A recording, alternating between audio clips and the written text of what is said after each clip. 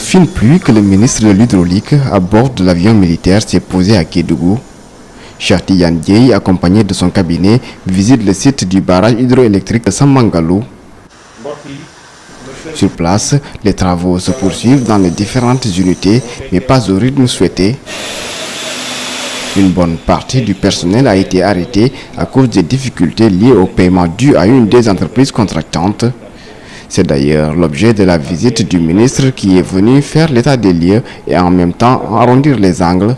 Lorsque nous sommes arrivés, malheureusement, le barrage était très ralenti dans les travaux, pour différentes raisons, que nous sommes encore en train d'évaluer et d'auditer. Parce que deux entreprises ont composé le groupement, Andritz, qui s'occupe du volet hydromécanique ou de l'électricité, énergie, et Vinci qui est dans le génie civil.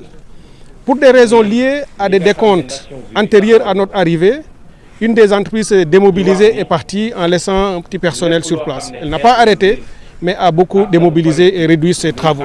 Beaucoup de retard a été constaté par rapport au délai et le ministre avec fermeté réclame une reprise normale des travaux.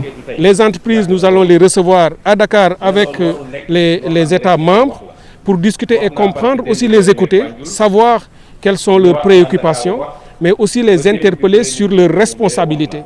Parce que ça aussi, je tiens à le dire, et à toutes les entreprises qui désormais travailleront avec l'État du Sénégal, il n'est pas acceptable, il ne le sera pas, que sur des chantiers aussi importants, qu'on puisse juste prendre des décisions de partir. Ça, j'aimerais que quoi qu'il se passe, on se mette à table, on discute pour trouver des solutions.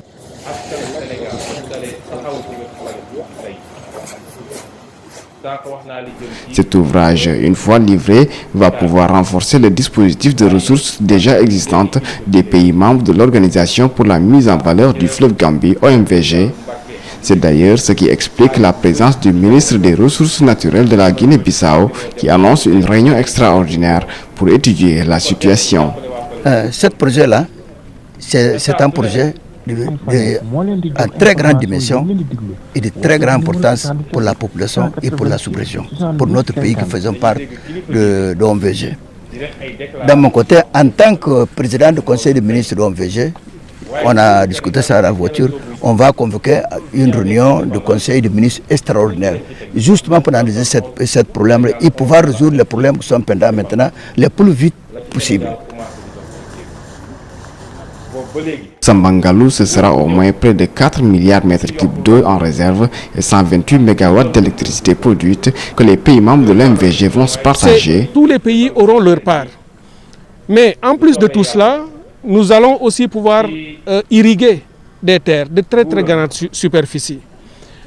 On nous annonce aussi, et nous le voyons dans les études qui sont faites, qu'une fois que ce barrage sera terminé, on aura 90 000 hectares de terre qui pourront être irrigués, dont les 50 000 seront en Gambie et 40 000 hectares irrigués dans notre pays, le Sénégal. Un parfait exemple de co-développement donc entre États frontaliers, une diplomatie de l'eau préfère le ministre qui attache une importance capitale au projet.